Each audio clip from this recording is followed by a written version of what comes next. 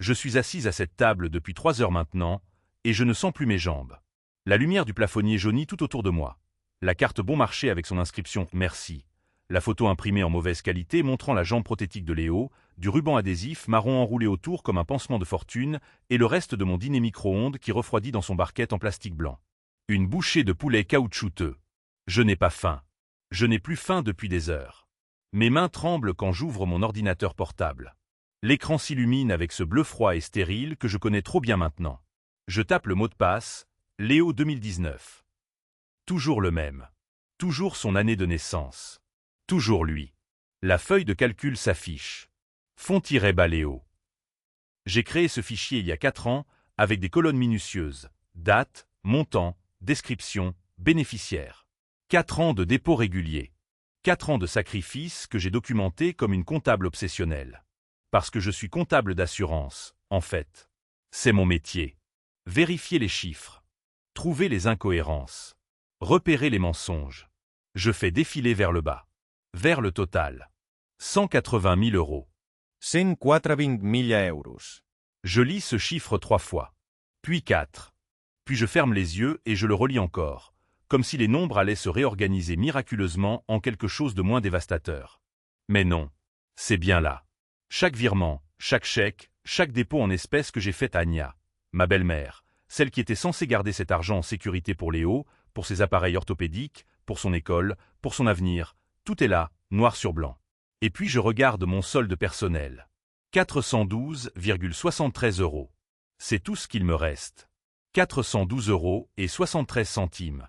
C'est ce que j'ai après avoir payé le loyer de notre petit 2 pièces à Marseille, après avoir acheté les médicaments de ma mère, après avoir travaillé 60 heures par semaine pendant 4 ans.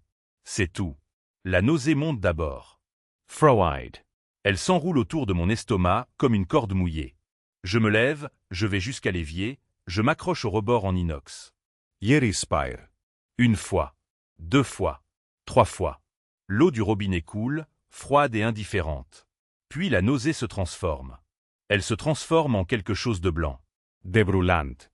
De pur. Je reviens à la table. Je m'assieds. Je regarde cette photo de Léo, mon petit-neveu, 7 ans, avec ses cheveux qui retombent sur son front et ce sourire gêné que les enfants ont quand on les force à poser. Et je vois le ruban adhésif autour de sa jambe. Pas du ruban médical. Du ruban adhésif marron. Celui qu'on utilise pour emballer les cartons. C'est Anya qui a envoyé cette photo à ma mère la semaine dernière. Avec le message « Il va bien. Ne t'inquiète pas. Ne t'inquiète pas. » Léo porte du ruban adhésif sur sa prothèse parce que l'appareillage orthopédique qu'il devrait avoir coûte 2500 €. Et cet argent que j'ai versé en mai, s'est retrouvé ailleurs. Quelque part. N'importe où sauf là où il devrait être. Je reprends mon ordinateur. Je ne tremble plus maintenant. Mes mains sont fermes. Je me connecte à mon compte bancaire. Je consulte chaque transaction. Chaque virement à Anya est daté, horodaté, documenté. Je les relis tous, lentement, en me forçant à regarder chaque chiffre. Et c'est là que je sens quelque chose de nouveau. Pas de la douleur. Pas de la colère, même si elle est toujours là, brûlante sous ma peau. C'est de la clarté. Je ferme mon ordinateur. Je regarde cette table de cuisine avec son plateau blanc rayé et ses pieds métalliques bon marché. Je regarde la carte bon marché. Je regarde la photo de Léo avec son ruban adhésif. Je regarde mon dîner froid. Et je sais exactement ce que je vais faire. Je ne dors pas cette nuit-là. Je reste assise à cette table jusqu'à 4 heures du matin, mon ordinateur portable ouvert, mes yeux brûlants de fatigue et de rage. Je relis chaque ligne de ma feuille de calcul. Je consulte chaque relevé bancaire. Je photographie chaque reçu que j'ai conservé. Parce que oui, je conserve tout, c'est mon métier, c'est ma nature, et je les range dans une chemise bleue que je glisse sous mon lit. À 6 heures, mon téléphone sonne. C'est ma mère. Elle appelle toujours à cette heure-là, avant de prendre ses médicaments du matin. Je ne réponds pas. Je ne peux pas parler sans exploser, et elle n'a pas besoin de ça. Elle a 78 ans, un cœur fragile, et elle croit encore que sa fille Anya, ma belle-mère, sa propre nièce, est une femme bienveillante qui prend soin de Léo. Je dois trouver quelque chose de plus.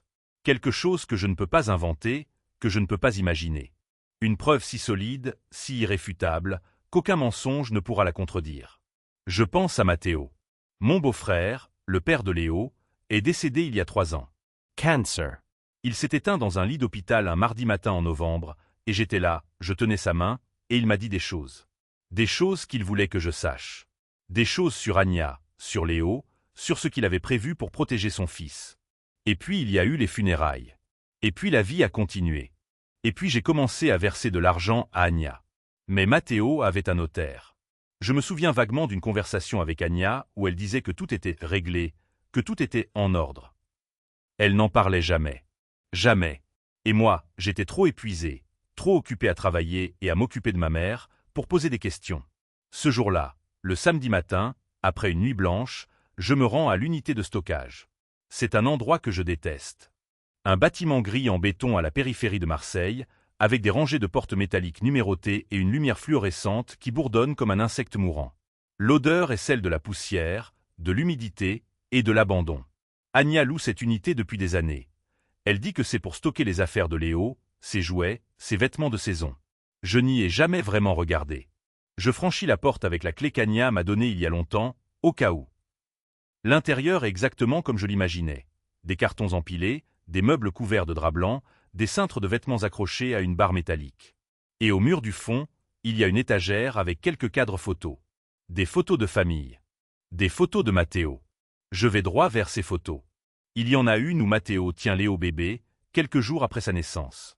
Matteo sourit, vraiment sourit, avec cette expression que les pères ont quand ils regardent leur enfant pour la première fois et réalisent que le monde a changé. Je la prends du mur. C'est un cadre bon marché, en plastique doré, du type qu'on achète au supermarché. Et c'est là que je le vois. Une clé. Petite. Argentine. Collée au dos du cadre avec du ruban adhésif marron. Le même ruban qui entoure la jambe de Léo. Mon cœur s'arrête. Je retire la clé avec soin. Elle est tiède, elle a dû être là pendant longtemps, conservée dans ce lieu poussiéreux et oublié. Il y a un numéro gravé dessus, 247. Et un logo, Crédit Mutuel. Je sais ce que c'est. Un coffre-fort. Un coffre-fort à la banque. Je quitte l'unité de stockage en tremblant. Je ne pose pas la clé sur le siège passager de ma voiture. Je la serre dans ma paume, sentant le métal froid contre ma peau. Matteo. Matteo a laissé quelque chose.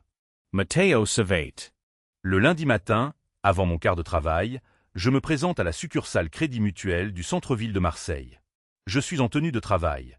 Mon blazer gris, mes cheveux attachés, mon badge d'assurance accroché à mon cou. J'ai l'air professionnel. J'ai l'air en contrôle. Je dois accéder à un coffre-fort, dis-je à la femme au comptoir. Numéro 247. Elle me demande ma pièce d'identité. Je la lui donne. Elle consulte l'écran. Son expression change légèrement. « Vous êtes Isla Mercier ?» demande-t-elle. « Oui. »« Vous êtes inscrite comme ?» Elle lit l'écran, puis me regarde avec une expression étrange. « Vous êtes inscrite comme exécutrice testamentaire irrévocable et fiduciaire de la succession de Matteo Flore. » Le monde s'arrête. Executrix testamentaire. Pas Anya. Moi. Je vais avoir besoin de vérifier le testament, dit la femme. Donnez-moi un moment. Elle disparaît dans un bureau derrière le comptoir. Je reste debout, immobile, la clé toujours serrée dans ma main. Mon esprit tourne à 1000 km/h. Matteo a fait ça. Matteo M.A. Nami. Matteo savait que je serais la seule à protéger Léo. 5 minutes plus tard, la femme revient avec un dossier jauni. Elle me conduit dans une petite salle privée, ferme la porte, et ouvre le dossier devant moi. « Voici le testament de Monsieur Flore, » dit-elle. Daté du 15 septembre 2020. 4 mois avant son décès. Yelisu. Et là, en noir et blanc, notarié, signé de la main de Matteo, il y a une clause qui change tout. Une clause qui nomme Isla Mercier comme exécutrice testamentaire irrévocable et fiduciaire de la totalité du fonds éducatif de Léo Flore. Un montant de 25 000 €. Guarantee. Protégé. Intouchable. Et il y a une note, écrite à la main, en bas de la page, dans l'écriture tremblante de Matteo. Isla, si tu lis ceci, c'est que je suis parti. Prends soin de mon fils. Ne fais confiance à personne. Pas même à sa mère. Je ne sens plus mes jambes. Je ne sens plus rien du tout. Je suis assise dans la salle d'attente du cabinet Edna Frost depuis 15 minutes. Il y a un verre d'eau à côté de moi que je n'ai pas touché. Mes mains tremblent trop. La chemise bleue contenant tous mes documents est posée sur mes genoux, et je la serre comme si elle risquait de s'envoler. Le cabinet est exactement ce que j'imaginais. Des murs beige pâle, des cadres avec des diplômes encadrés, une moquette grise qui absorbe le bruit. Il y a une fenêtre qui donne sur la rue Paradis, et je vois les passants dehors, les gens qui vont faire leurs courses, qui vivent leur vie sans savoir que la mienne est en train de se reconstruire dans ce bureau stérile. La porte s'ouvre. Edna Frostentre. Elle a environ 60 ans, les cheveux gris coupés courts, des lunettes de lecture accrochées à une chaîne en perles. Elle porte un tailleur noir impeccable et elle me regarde avec l'expression d'une femme qui a vu des centaines de situations comme celle-ci. Peut-être pire. Elle ne sourit pas, mais elle n'est pas froide non plus. Elle est simplement professionnelle. Clinique. C'est exactement ce dont j'ai besoin. Madame Mercier, dit-elle en me serrant la main. Sa prise est ferme. Venezuela. Je la suis dans son bureau. Le bureau est encore plus stérile que la salle d'attente. Un grand bureau en bois sombre, un ordinateur, des classeurs, une lampe de bureau. Rien de personnel. Pas de photos de famille, pas de plantes, pas de ces petits objets que les gens mettent pour humaniser leur espace de travail. C'est un espace de travail. Un espace pour les faits. Elle s'assoit. Je m'assois en face d'elle. Alors, dit-elle en ouvrant un carnet jaune. Vous m'avez dit au téléphone que vous aviez besoin d'aide pour une question de succession et de tutelle. Parlez-moi de la situation. Je respire profondement. Et je commence. Je lui raconte tout. Matteo. Leo. Ogno. Kieran. Les 3 ans de transfert d'argent. Les 180 000 €. Les excuses, les mensonges, les promesses jamais tenues. Je lui parle de la jambe de Léo, du duct tape, des chaussures usées, des nuits où j'ai dû choisir entre acheter du lait ou payer une facture d'électricité. Je lui parle de la rage qui m'a maintenu éveillé jusqu'à 4 heures du matin et de la clé trouvée dans l'unité de stockage. Ensuite, je sors les documents. D'abord, le testament. Je le glisse sur son bureau avec les mains aussi stables que je peux les maintenir. Elle le lit en silence, ses yeux se déplaçant ligne par ligne. Je vois son expression changer légèrement quand elle arrive à la note manuscrite de Matteo. Elle lève les yeux vers moi. C'est un document puissant, dit-elle simplement. Vous êtes nommée exécutrice testamentaire irrévocable et fiduciaire du fonds éducatif de Léo. Cela signifie que légalement, vous avez l'autorité pour contrôler et protéger cet argent. Anya n'a aucun droit légal sur ce fonds. Mais elle a accès à Léo, dis-je. Elle le garde chez elle. Elle contrôle sa vie quotidienne. Oui, acquiesce Edna. C'est un problème différent. Mais nous allons y arriver. Continuez. Je sors ensuite mes transcriptions d'emails notariés. Chacune est imprimée, datée, avec un cachet du notaire. Elle montre les demandes d'argent d'Anya, les prétextes invoqués, les promesses de remboursement qui n'ont jamais été tenues. Edna les examine une par une, en prenant des notes. Puis je sors mon grand classeur. Mon ledger. 90 pages de relevés bancaires, de reçus, de screenshots de conversations. 3 ans de ma vie, documentés avec la précision d'une comptable. Parce que c'est ce que je suis. Une femme qui tient les comptes. Une femme qui sait que les preuves sauvent les gens. Edna feuillette le classeur. Ses sourcils se lèvent légèrement. C'est très complet, dit-elle. C'est peut-être un compliment. Vous avez gardé trace de chaque transfert. Oui. Chaque montant. Chaque date. Chaque prétexte. Elle repousse le classeur et se penche en arrière dans sa chaise. Elle me regarde directement, et je sens son poids, son jugement professionnel. Je vois qu'elle évalue. Elle voit une femme épuisée, une femme qui a donné son argent, son temps, sa santé mentale. Mais elle voit aussi une femme qui a gardé des preuves. Une femme qui s'est préparée, même sans savoir pourquoi. Madame Mercier, dit-elle lentement, vous avez une base très solide. Le testament vous donne le pouvoir légal sur le fonds éducatif. Vos documents montrent un détournement systématique de fonds destinés à un enfant. Mais pour obtenir une ordonnance de tutelle permanente et pour forcer Anya à rembourser ce qu'elle a pris, nous avons besoin d'une preuve irréfutable. Quelle sorte de preuve ? Demandai-je. Nous devons montrer où l'argent a réellement été dépensé. Pas juste qu'il a été retiré de votre compte. Nous devons prouver qu'Anya et Kieran l'ont utilisé pour eux-mêmes, et non pour les besoins de Léo. Elle se penche en avant. Vous avez accès aux dossiers publics ? Aux enregistrements commerciaux ? Je peux y accéder, dis-je. Je sais où chercher. Alors c'est ce que vous allez faire, dit Edna. Vous allez aller au greffe du tribunal. Vous allez chercher tous les enregistrements commerciaux au nom d'Anya et Kieran au cours des 3 dernières années. Vous allez vérifier chacune de vos dates de transfert avec les dates de dépôt de capital, de paiement de loyer, de tout. Elle me regarde fixement. Si vous trouvez ce que je pense que vous allez trouver, si vous trouvez une corrélation directe entre votre argent et leurs dépenses, alors nous aurons un cas. Un cas très solide. Je hoche la tête. Je sais déjà quoi chercher. Je l'ai déjà senti, même si je ne l'ai pas encore trouvé. Et ensuite, demandai-je. Ensuite, dit Edna en se reculant dans sa chaise, nous les écrasons légalement. Elle dit cela sans émotion. Simplement des faits. Simplement la justice qui fonctionne comme elle est censée fonctionner. Je quitte le cabinet 1 heure plus tard avec une liste de tâches, une liste de documents à trouver, et une seule pensée qui occupe mon esprit. Il y a quelque chose au greffe du tribunal qui va tout changer. Je le sais. Je le sens.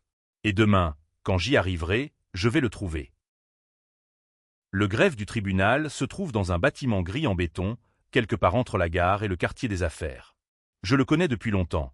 J'y suis venu 3 fois pour des dossiers de travail, pour des vérifications de casiers judiciaires, pour des choses ennuyeuses qui font partie de mon métier d'ajusteuse de sinistres. Mais cette fois, c'est différent. Cette fois, je ne suis pas là pour vérifier quelque chose pour un tiers. Je suis là pour démolir ma propre famille. Le terminal public se trouve au sous-sol, dans une salle qui sent le papier moisi et la défaite. Les murs sont d'un beige sale, le genre de beige qui accumule la poussière depuis 20 ans. Il y a 3 ordinateurs de bureau, 2 chaises cassées, et une affiche plastifiée qui explique comment accéder au dossier public. Personne d'autre n'est là. C'est un jeudi après-midi, et les gens ont des vies à vivre, des choses à faire. Pas moi. Moi, je suis venu chercher des preuves. J'ouvre mon sac et je sors mon classeur. Mon ledger. 90 pages de relevés bancaires, de reçus, de dates. Chaque transfert d'argent que j'ai fait à Anya, avec un montant et une date précise. Je m'assieds devant le terminal le moins cassé et je commence. Les premiers enregistrements commerciaux ne me donnent rien. Je cherche au nom d'Anya Mercier, aucun résultat. Je cherche au nom de Kiran, rien. Puis je me souviens, Anya a dit un jour, en passant, qu'ils voulaient ouvrir quelque chose ensemble. Un projet. Elle n'avait jamais dit quoi. Je n'avais jamais demandé. J'étais trop occupé à travailler, à payer les factures, à essayer de garder Léo en vie avec des vêtements qui lui allaient et de la nourriture qui n'était pas périmée. Je commence à chercher les noms ensemble. Anya et Kiran. Anya Mercier et Kiran. Merde, je ne connais même pas le nom de famille complet de Kiran. Combien de temps l'ai-je connu? 3 ans? Et je ne sais pas son nom de famille. C'est ça qui m'énerve le plus, en ce moment. Pas la trahison. Pas l'argent. C'est la réalisation que je n'ai jamais vraiment connu ces gens. Que je leur ai donné mon argent en aveugle, en faisant confiance à des fantômes. Je reviens aux recherches. Je tape des variations. Anya Mercier LLC. Kiran et associé. Puis, par instinct. Le même instinct qui m'a mené à trouver la clé dans l'unité de stockage. Je tape 2 mots qui n'ont aucun sens pour moi. Rolling Stone Kebab. Le résultat s'affiche immédiatement. Rolling Stone Kebab LLC. Enregistré le 16 mars. Capital Initial. 3,000 euros. Mon cœur s'arrête. Je sors mon classeur. Je cherche la date. Le 15 mars. Oui. Le 15 mars, j'ai transféré 3 000 € à Anya. Elle a dit que c'était pour une urgence médicale. Quelque chose avec ses dents. Elle avait besoin d'une dévitalisation. Elle pleurait au téléphone. Je n'avais pas posé de questions. J'avais juste transféré l'argent. Et le lendemain, elle avait ouvert un restaurant. Je reste assise devant l'écran pendant 1 minute entière. Je ne bouge pas. Je ne respire pas vraiment. Je regarde juste ces chiffres. 16 mars. 3 000 €. Rolling Stone Kebab. Puis je commence à chercher les autres enregistrements commerciaux. Je veux voir s'il y a d'autres entreprises. D'autres mensonges. Je tape différentes variations de noms, différentes dates. Et je les trouve. Un après l'autre. Le 22 avril, une demande de capital pour une agence de conseil en images. Montant, 2 500 €. Je vérifie mon classeur. Le 21 avril, j'avais transféré 2 500 €. Anya avait dit que c'était pour les frais de scolarité de Léo. Elle avait dit que l'école privée était trop chère, mais que c'était important pour son avenir. Le 10 juin, une demande de prêt hypothécaire. Je cherche plus loin. Le demandeur? Anya Mercier. Le montant du prêt? 8 000 €. La date? Le 8 juin. Je vérifie mon classeur. Le 8 juin, j'avais transféré 8 000 €. Elle avait dit que c'était pour une thérapie. Que Léo avait besoin d'une thérapie spécialisée pour son trauma. Que c'était cher, mais que c'était urgent. Je continue de chercher. Chaque transfert que j'ai fait, chaque mensonge qu'elle m'a raconté, chaque excuse, chaque promesse de remboursement. Tout cela correspond à quelque chose dans les registres publics. Tout cela correspond à quelque chose qu'elle a acheté pour elle-même. Et puis je vois quelque chose qui me gèle complètement. Une note sur le dossier du prêt hypothécaire du 8 juin. Le prêt a été utilisé pour rembourser une dette de vacances. Anya et Kiran avaient emprunté de l'argent pour une semaine en Corse. Ils avaient utilisé mon argent, l'argent que j'avais travaillé 60 heures par semaine pour gagner, pour rembourser leurs vacances. Pendant ce temps, Léo portait des chaussures duc tapées.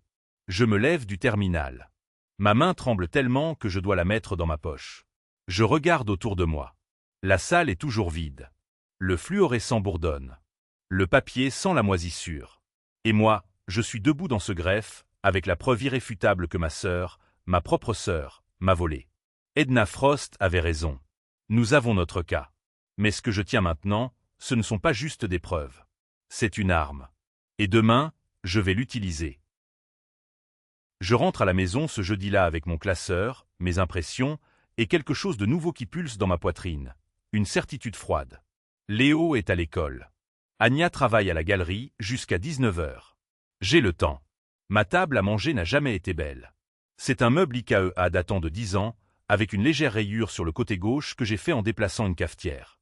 Les chaises dépareillées, 2 grises, une brune, une noire, sont rembourrées de tissu synthétique qui crisse quand on s'assoit. Normalement, c'est une table pour manger rapidement, pour faire mes déclarations d'impôts, pour que Léo fasse ses devoirs. Aujourd'hui, c'est mon quartier général. Je vide le classeur sur la surface. Les relevés bancaires d'abord, organisés chronologiquement. Puis les impressions des enregistrements commerciaux. Puis un carnet vierge où je vais écrire, avec un stylo bleu, chaque connexion. Chaque mensonge. Chaque date qui coïncide avec un transfert d'argent et une fausse excuse. Je me fais un café instantané. Pas le bon, pas celui avec la mousse et le vrai lait, juste le café noir bon marché que j'achète chez Lidl, et je m'assieds. Dehors, il fait gris. C'est novembre maintenant. Les feuilles sont tombées. Il n'y a rien de beau à regarder par la fenêtre, rien pour me distraire. Je commence par le Rolling Stone Kebab. Sur mon téléphone, j'ouvre Instagram. Je cherche le compte du restaurant. Il existe depuis 2 mois. Les photos montrent un petit local avec des tables en bois, des murs peints en ocre, des plats qui ont l'air décents. Anya apparaît dans 3 photos, souriant, tenant un verre de vin, sa main sur l'épaule de Kiran. Elle porte une robe que je ne lui ai jamais vue. Elle a l'air heureuse. Je note la date de la première photo, 23 mars. Une semaine après que j'ai transféré 3 000 € pour ses dents. Je continue. L'agence de conseil en images. Je la trouve sur LinkedIn. 2 employés. Une page de service vague. Et une photo de couverture. Anya assise à un bureau en verre, les cheveux parfaitement coiffés, portant un blazer bleu marine. La date de création du profil, 28 avril. Une semaine après mon transfert. Je note tout. Chaque date. Chaque montant. Chaque mensonge.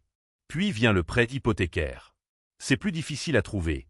Les dossiers hypothécaires. Jeudi matin, je ne vais pas au travail. Je dis à mon patron que je suis malade.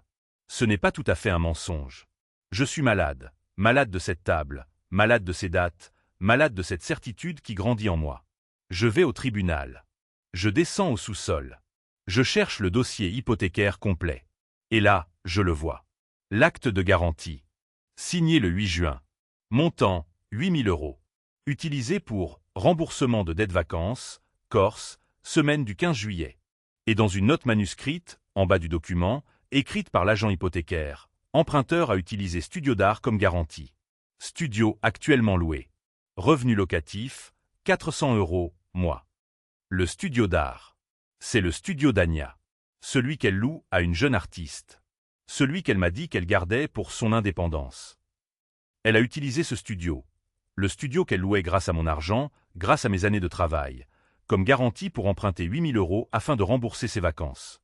Et pendant ce temps, Léo portait des chaussures duc tapées. Je reste assise dans cette salle du tribunal pendant 1 heure. Je ne bouge pas. Je regarde juste ce document. Et puis, lentement, je le photocopie. 1 fois, 2 fois, 3 fois. Je plie les copies et je les mets dans mon sac.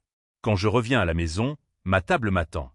Et je sais exactement ce que je dois faire avec tout ça. Je m'assieds. Je prends mon téléphone. Et je commence à envoyer des messages à Anya. Samedi après-midi. La bibliothèque municipale de Marseille, celle près du Vieux-Port, avec ses baies vitrées qui donnent sur l'eau grise et les bateaux de pêche. Léo et moi sommes assis dans un petit box au fond, près des rayons de livres pour enfants. Il feuillette un album illustré sur les dinosaures. Ses chaussures neuves, achetées la semaine dernière, avec les vraies semelles, pas du duct-tape, reposent à plat sur le sol en linoléum taché. Je regardie sajambe. La protese. Elle brille sous les néons de la bibliothèque, presque neuve maintenant. Anya ne s'était jamais vraiment occupée de la faire vérifier. Elle était toujours trop occupée. Trop occupée pour s'assurer que la prothèse de son propre fils était entretenue. Trop occupée pour acheter des chaussures qui ne tombent pas en morceaux. Trop occupée pour quoi que ce soit sauf ses restaurants et ses vacances et ses photos Instagram. Mon téléphone vibre dans ma poche. C'est le moment. Anya vient de me répondre au message que j'ai envoyé hier soir. On peut parler? C'est important. Elle propose un appel. Maintenant. Elle est entre deux choses. Elle a 10 minutes. Je respire lentement. Léo tourne une page. Un tyrannosaure rugit silencieusement sur le papier glacé. Je sors mon téléphone. Je lance l'application d'enregistrement, celle que j'ai téléchargée il y a 3 jours. C'est légal en France, tant que je suis partie prenante de la conversation. Tant que je sais que je l'enregistre. Et je le sais. Je pose le téléphone sur la table, face vers le haut. L'écran affiche un petit point rouge qui pulse. L'enregistrement commence. Je l'appelle. Elle répond à la deuxième sonnerie. Isla? Ça va? Sa voix est légère, presque amusée. Comme si elle n'avait rien fait. Comme si mes 180 000 € n'avaient pas disparu. Comme si Léo portait des chaussures normales depuis toujours. Anya, je dois te poser une question directe. Je peux sentir son hésitation à travers le téléphone. D'accord. Le paiement de 3 000 € que j'ai fait le 15 mars. Tu m'as dit que c'était pour tes dents. Que tu avais besoin d'un implant. Silence. Puis, oui, c'est vrai. Pourquoi? Est-ce que tu as vraiment utilisé cet argent pour tes dents? Isla, je ne comprends pas. Oui ou non? C'est une question simple. Elle respire. Je peux l'imaginer, assise quelque part, peut-être à la galerie, peut-être dans un café. Elle a probablement les ongles parfaitement manucurés. Elle porte probablement cette robe que je ne lui ai jamais vue, celle sur les photos Instagram. Non, dit-elle enfin. Non, je n'ai pas utilisé cet argent pour mes dents. Mon cœur s'accélère, mais je reste immobile. À côté de moi, Léo tourne une autre page. Où l'as-tu utilisé? Isla, c'est compliqué. Où l'as-tu utilisé? Pour le restaurant. Ok. Pour le restaurant. Kiran et moi, on avait besoin d'un petit coup de pouce pour lancer le projet. Tu sais comment c'est, les débuts. Je ferme les yeux. Mon doigt reste sur l'écran du téléphone. Le point rouge pulse toujours. Et le paiement de 8 000 € en juin, celui que tu m'as dit être pour une thérapie? Isla. Ogno. C'était pour les vacances. On avait des dettes. Kiran avait des dettes de jeu. On avait besoin. Jeratsroche. Je pose le téléphone sur la table. Je l'éteins. Je respire. 1, 2, 3 fois. Léo lève les yeux de son livre. Il me regarde. Ses yeux sont gris-bleu, comme ceux de son père. Comme ceux de Matteo. Maman, dit-il doucement, tu vas bien? Oui, mon amour. Je me penche et je lui embrasse le front. Son cheveu sent le shampoing bon marché que j'achète chez le supermarché. C'est un bon shampoing, malgré le prix. Ça fait le travail. Tu sais ce que tu vas faire? Demande Léo. Il a 9 ans. Parfois, il parle comme quelqu'un de 30 ans. Quoi? Tu vas aller au tribunal, non? Je me figue. Je le regarde. Comment il sait? Je ne lui ai rien dit. Je ne lui ai rien dit du classeur, des documents, de la table de guerre dans la salle à manger. Pourquoi tu dis ça? Parce que tu as cette tête, dit Léo simplement. Il retourne à son livre. La tête de quelqu'un qui va gagner. Je reste assise là, dans cette bibliothèque municipale, avec le bruit des pages qui tournent autour de moi. Et je souris. Pas un grand sourire. Juste un petit sourire, très tranquille, très certain. Oui, dis-je. Je vais aller au tribunal. Et je vais gagner. Léo hoche la tête comme s'il le savait déjà. Comme s'il attendait juste que je le dise à voix haute. Mon téléphone, posé sur la table, affiche un message. C'est Edna Frost, mon avocate. Vous avez le lundi pour la confrontation? J'ai tout préparé. Je tape rapidement. Oui. Lundi. 18 h. Chez moi. Et puis, sans vraiment savoir pourquoi, j'ajoute, elle ne sait pas ce qui s'en vient. La réponse arrive presque immédiatement. Parfait. C'est comme ça qu'on gagne. Je rentre à la maison vers 19 heures. Léo est chez sa grand-mère, celle de Matteo, heureusement, pour la nuit. C'est mieux comme ça. Je ne veux pas qu'il me voie comme ça, tendue, froide, chirurgicale. L'appartement est silencieux. C'est un petit 2 pièces à Marseille, dans le 3e arrondissement, pas loin du quartier Saint-Canebière. Les murs sont blancs cassés, un peu jaunes près de la cuisine à cause de la vapeur de cuisson. Le loyer me coûte 680 € par mois. C'est cher pour ce que c'est, mais c'est ce que je pouvais me permettre après que Anya m'ait vidé. Je pose mes clés sur le comptoir. Je mets la bouilloire en route. Pas pour un café. Je suis déjà éveillé, trop éveillé, mais par habitude. C'est ce qu'on fait quand on rentre à la maison. On fait bouillir de l'eau. On existe un peu. La table de la salle à manger est déjà préparée. Pas comme hier, pas comme cette semaine. Hier, c'était un champ de bataille. Papiers éparpillés, post-its partout, des surligneurs jaunes et roses. Aujourd'hui, c'est une salle d'opération. Je m'assieds. Je regarde ce qui est devant moi. Un bloc-notes juridique. Neuf, jamais utilisé. Les pages sont si blanches qu'elles me font mal aux yeux. Un stylo noir. Pas un stylo bon marché. Un Mant Blank, acheté il y a 2 ans quand j'ai eu une augmentation. Je l'ai gardé pour les moments importants. Les moments où les détails comptent. Un enregistreur numérique. Petit, discret. Celui que j'ai utilisé à la bibliothèque. Je l'ai branché à l'ordinateur et j'ai téléchargé le fichier audio. Anya admettant que l'argent n'a pas été utilisé pour ses dents. Anya admettant qu'elle l'a volé pour le restaurant. Anya admettant qu'elle l'a volé pour les dettes de jeu de Kiran. Et puis, les 3 dossiers. Le premier dossier est bleu marine. À l'intérieur, le testament de Matteo. Les pages sont jaunes maintenant, un peu fragiles. Je le connais par cœur. La clause qui dit que je suis la seule exécutrice irrévocable et fiduciaire du trust éducatif de Léo. 25 000 €. Destinés à son éducation. Pas à un restaurant. Pas à des vacances. Pas aux dettes de jeu d'un homme que Matteo n'a jamais aimé. Le deuxième dossier est rouge. À l'intérieur, mes relevés bancaires. 3 ans de relevés. Chaque transfert est surligné en jaune. 180 000 €. Pas tous en même temps. C'est ça qui l'a rendu possible, je suppose. Petit à petit. 1 000 € ici, 3 000 là. Assez pour que je ne remarque pas, assez pour que je fasse confiance à Anya quand elle disait que c'était pour Léo. C'est pour son école, disait-elle. C'est pour sa prothèse, disait-elle. C'est pour ses médicaments, disait-elle. Mensages. Tous des mensonges. Le 3e dossier est noir. À l'intérieur, les preuves. Les fiches d'immatriculation de l'entreprise au registre du commerce. Rolling Stone Kebab LLC. Créé le 16 mars. Capital initial, 3,000 €. Propriétaires, Anya Rossi et Kiran Devro. 3 000 €. Le jour après que j'ai transféré l'argent pour ses dents. À côté du dossier noir, j'ai imprimé les posts Instagram d'Anya. Elle a Bali, en juin, dans une robe blanche qui coûte probablement plus que ce que je gagne en un mois. La légende, vacances bien méritées en voyant un baiser. 3 000 € plus tard. Puis 4 000. Puis 8 000. La bouilloire siffle. Je me lève et je remplis une tasse de thé. Du thé bon marché, celui en sachet. C'est correct. C'est ce que je bois depuis longtemps.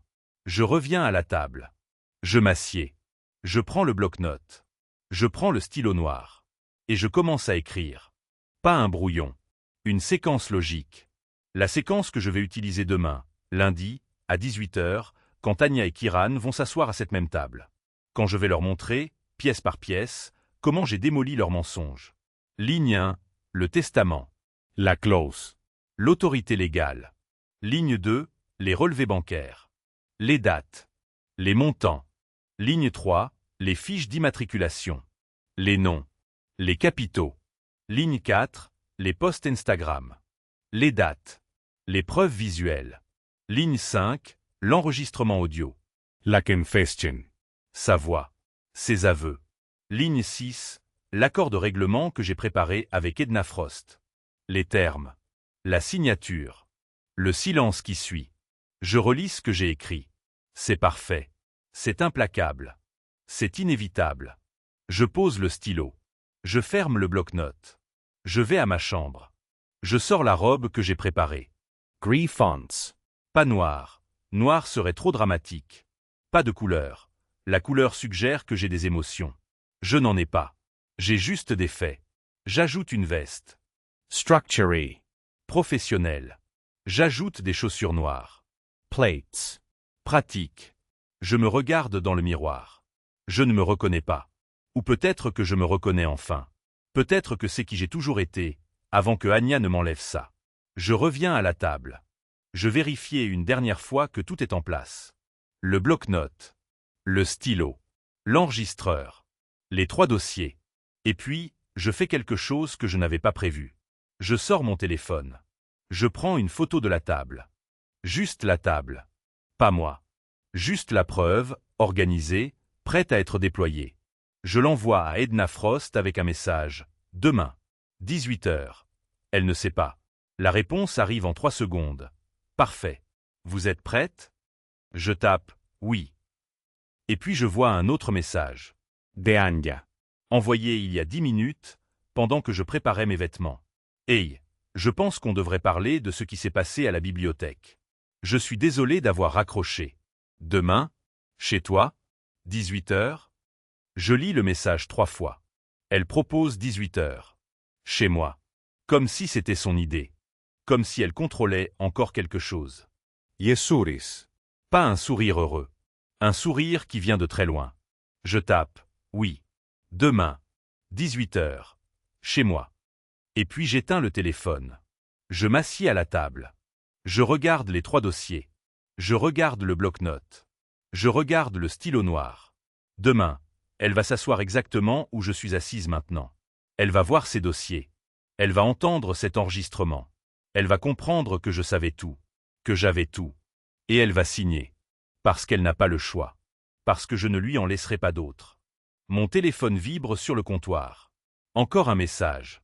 Mais je ne le regarde pas. Je ne regarde rien. Je reste juste assise, dans la lumière froide de la cuisine, attendant que demain arrive.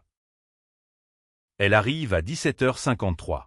Je le sais parce que j'ai regardé mon téléphone, puis j'ai compté les secondes jusqu'à ce qu'elle sonne à la porte. 7 minutes d'avance. C'est du Anya, ça. Toujours essayer de contrôler le timing, de prendre l'ascendant dès le départ.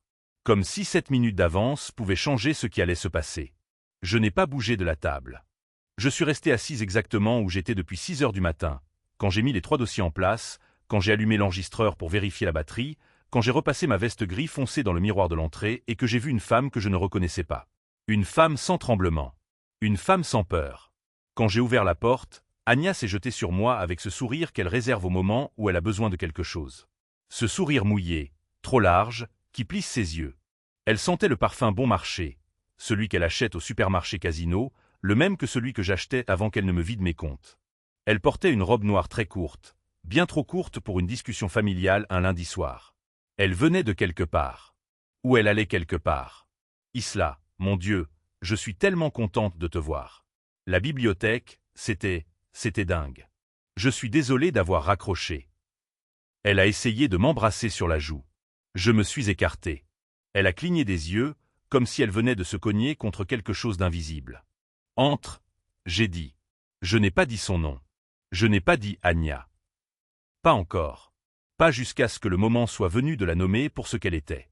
Elle a traversé le salon en faisant claquer ses talons sur le carrelage. Elle a jeté son sac à main sur le canapé.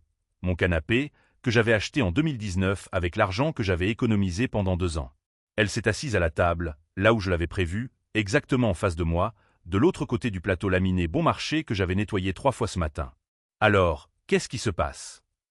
Elle a posé ses mains sur la table, les paumes vers le bas, comme si elle était en train de négocier un prix au marché. Je sais que tu es fâché, mais vraiment, on peut en parler? Kiran dit que... Kiran n'est pas ici, j'ai dit. Non, mais il voulait venir. Il a dit que... Ogno.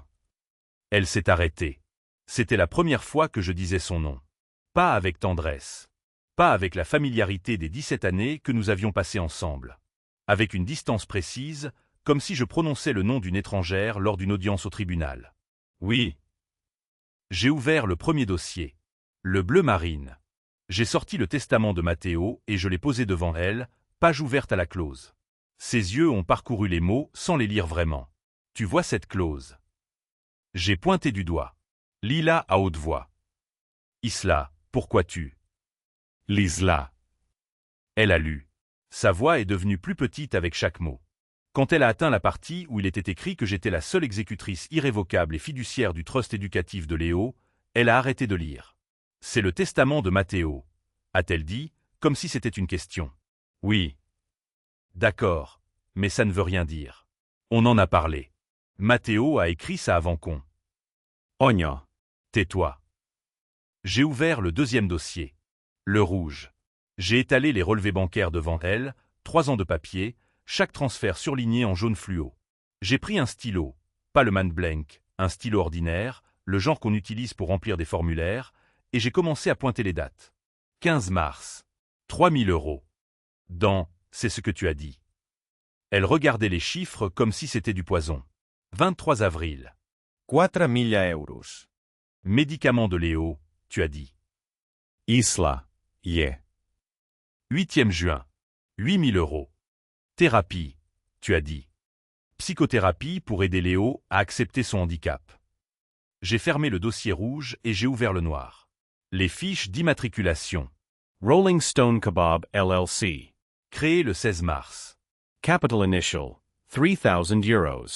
Propriétaires, Anya Rossi et Kiran Devro. Le jour après, j'ai dit. Le jour après ton premier transfert. Elle s'était raidie. Ses mains n'étaient plus sur la table. Elles étaient sous la table maintenant, serrées en poing sur ses genoux. Et puis il y a ça. J'ai sorti les impressions Instagram. Anya à Bali. Anya à Cannes. Anya dans un restaurant avec des chandelles et une robe blanche qui coûtait probablement le salaire d'un mois entier. Chaque photo était datée. Chaque date correspondait à un transfert bancaire. Tu vois le problème. J'ai parlé très calmement, comme si j'expliquais quelque chose à un enfant. C'est que tu as oublié une chose. Quand tu voles l'argent de quelqu'un, tu dois être discrète. Mais toi, tu as mis des photos, des dates, des preuves. Et moi, j'ai eu 3 ans pour les comparer. Elle a essayé de se lever. Je lui ai montré ma main. Elle s'est rassise. Il y a une dernière chose. J'ai dit. J'ai appuyé sur le bouton de l'enregistreur. Sa voix a rempli la cuisine. Sa voix à la bibliothèque, samedi, quand elle croyait que personne ne l'écoutait. Quand elle a dit à Kiran, en pensant que l'appel était terminé, que c'était une bonne couverture de dire que l'argent était pour Léo. Que personne ne questionne jamais les enfants handicapés. La cuisine est devenue silencieuse. Juste le bruit de l'enregistreur, qui crépitait comme un insecte en train de mourir. Quand l'enregistrement s'est arrêté, j'ai glissé une feuille de papier sur la table. Un accord de règlement. Rédigé par Edna Frost. Très simple. Très clair. Anya allait signer un document reconnaissant la dette de 180 000 €. Elle allait accepter une ordonnance de paiement échelonnée sur 5 ans. Elle allait renoncer à tous les droits de visite à Léo jusqu'à ce qu'il atteigne 18 ans. Et elle allait signer une déclaration notariée confirmant que je suis la tutrice légale permanente et irrévocable de Léo. Si tu ne signes pas, j'ai dit, j'envoie cet enregistrement à la police. Et je donne à Edna Frost le feu vert pour poursuivre en justice pour vol. 3 ans de vol. Avec preuves documentées. Avec confession audio.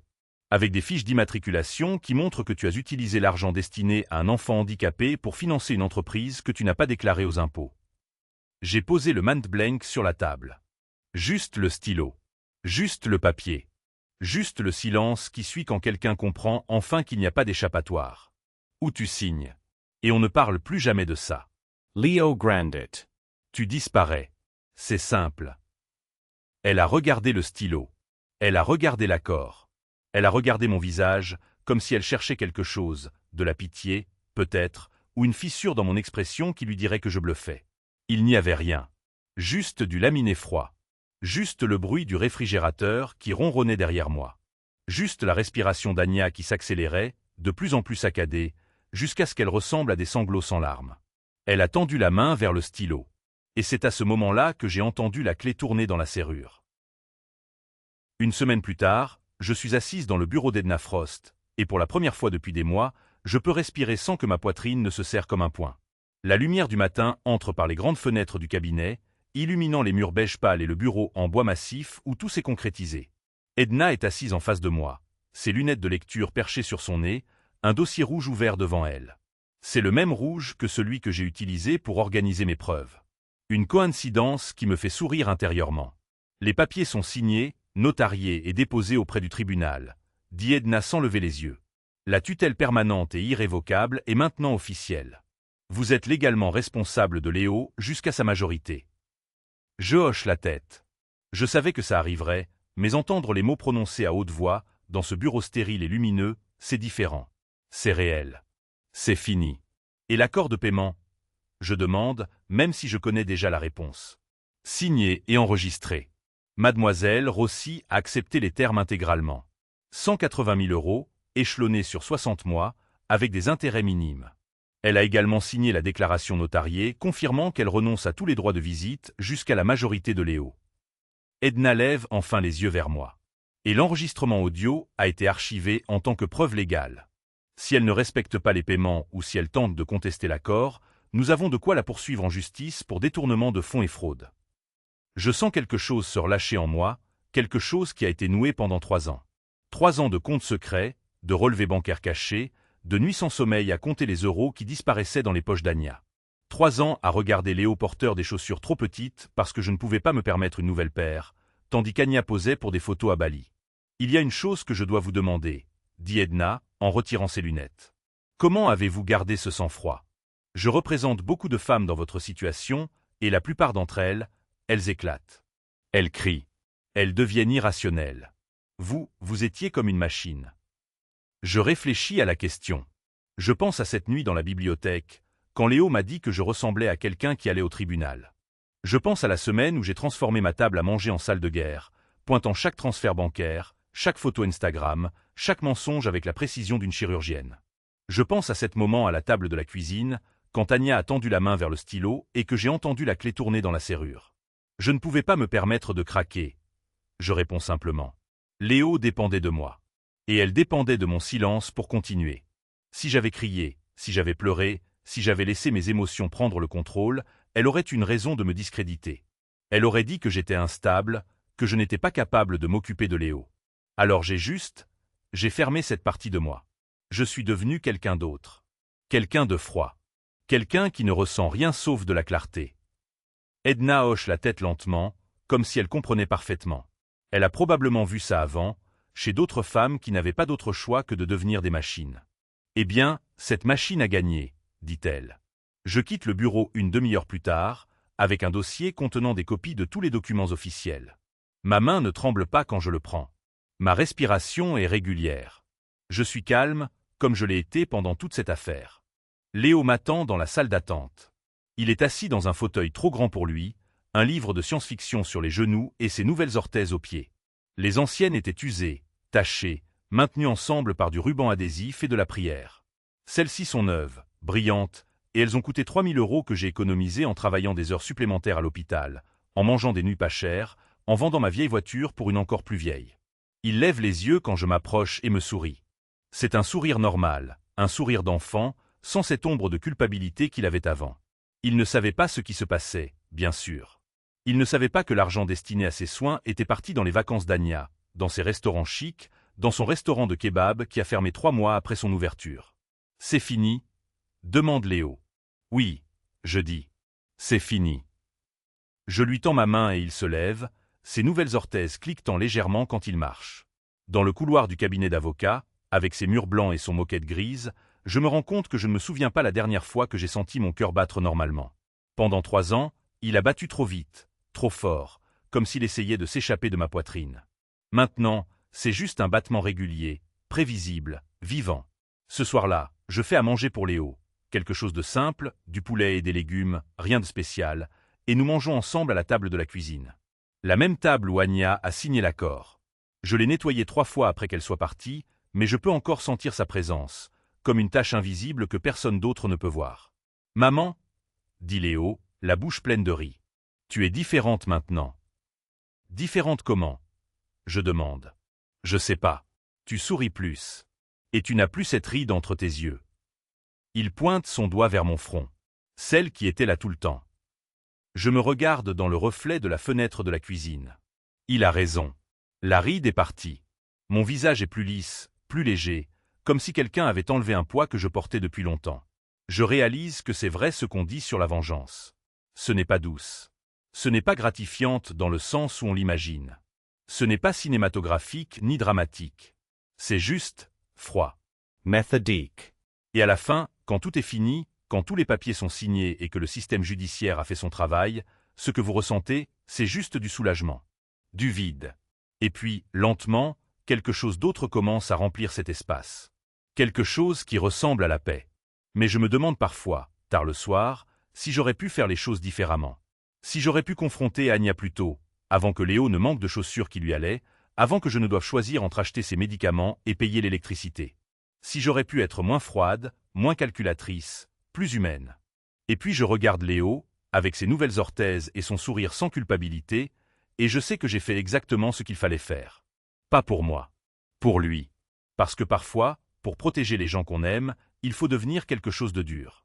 Il faut devenir une machine. Il faut mettre de côté la douleur et la colère et la trahison, et on doit juste avancer, méthodiquement, sans regarder en arrière. Vous savez, en regardant cette histoire maintenant, je me demande combien d'entre vous ont dû faire quelque chose de similaire. Combien d'entre vous ont dû mettre de côté vos émotions pour protéger quelqu'un d'autre? Combien d'entre vous avez dû devenir froid, calculateur, impitoyable, juste pour survivre? Parce que c'est ça, la vraie force. Ce n'est pas de crier. Ce n'est pas de pleurer. C'est de rester debout, de rassembler vos preuves et de laisser le système judiciaire faire son travail. Si vous avez une histoire similaire, ou si vous êtes en train de vivre quelque chose de comparable, je vous encourage à vous abonner à cette chaîne et à rejoindre notre communauté de survivants qui refusent d'être des victimes. Partagez votre histoire dans les commentaires. Dites-moi comment vous avez trouvé la force de continuer.